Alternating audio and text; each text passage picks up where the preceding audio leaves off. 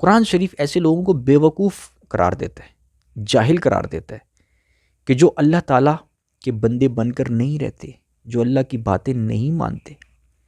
ایسے لوگ اللہ تعالیٰ کے نزدیک بیوقوف ہیں، جاہل ہیں، ٹھیک ہے نا، عقل نہیں رکھتے۔ عقل مند وہ ہوتا ہے کہ جو اللہ تعالیٰ کا بندہ بن کر رہتا ہے۔ ایک انسان نمازی ہے، اس کی کوئی دنیاوی حیثیت نہیں ہے، وہ دنیا میں زیرو ہے، ریڑھ بھی نہیں لگاتا وہ، لیکن وہ اللہ کا بندہ بن کے رہتا ہے نا، نمازی بندہ ہے،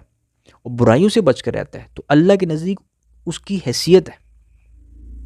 وہ بندہ ہے قابل اعتبار بندہ، اس پر ٹرسٹ کیا جا سکتا ہے، اس کے ساتھ دنیا کے معاملات میں اعتبار کیا جا سکتا ہے۔ تو جو نمازی نہیں ہے اور دنیا میں بے شک وہ جو بھی اس کی حیثیت ہے، تو وہ پھر اپنے حساب سے اس کی اپنی ایک کیا کہتے ہیں، اپنی فلسفی ہوتی ہے۔ جو بے نمازی بندہ ہوتا ہے نا، دنیا میں کوئی جب مقام حاصل کر لیتا ہے، ہوتا بے نمازی ہے، تو وہ اپنی اس کی فلسفی اپنی ہوتی ہے جی، خود ساختہ فلسفی ہوتی ہے، فلسفہ اس کا اپنا ہوتا ہے، اپنی سوچ ہوتی ہے، وہ اپنی منطق سے، اپنے سوچ سے خود ہی اس نے کرائٹیریا فٹ کیا ہوتا ہے، یہ بندہ صحیح ہے، یہ بندہ غلط ہے، یہ بندہ میرے سٹیٹس کا ہے، یہ بندہ نیچا ہے، وہ خود ہی اس نے، کیونکہ ظاہر ہے اسلام کو تو وہ فالو نہیں کر رہا،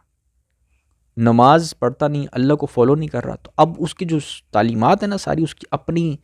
شیطانی سوچ ہوتی، کہنا چاہیے کہ شیطان پھر اس کے اعمال کو خوبصورت کر کے دکھاتا ہے۔ قرآن شریف میں ایک آیت ہے جس میں لکھا ہوا ہے کہ جو شخص اللہ تعالیٰ کے ذکر سے اعراض کرتا ہے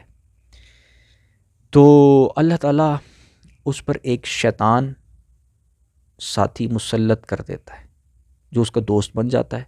اور جو اسے سیدھے راستے سے گمراہ کرتا رہتا ہے، اور وہ سمجھ رہا ہوتا ہے جی میں تو سیدھے راستے پر جا رہا ہوں۔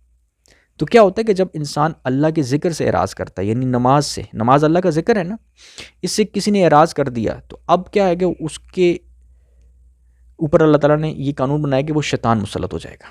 اس کے اندر شیطان جو ہے نا اس کو وسوسے دے گا، اس کے دل میں شیطانی خیالات، نیگیٹو سوچیں، اور جو کچھ بھی اس کی اندرونی فلسفی کھل کر سامنے آئے گی نا، وہ سب شیطانی ہوگی، اپنے رولز، اپنے کرائٹیریاز اس نے بنائے ہوں گے، ٹھیک ہے نا، اپنا ایک روب و دبدبہ سمجھ رہا ہوگا کہ میرا بڑا روب و دبدبہ ہے، دنیا میں بنایا بھی ہوگا ظاہری طور پر، اور سمجھ بھی رہا ہوگا کہ میں تو بڑی شخصیت ہوں، بڑی پہنچی ہوئی شخصیت ہوں۔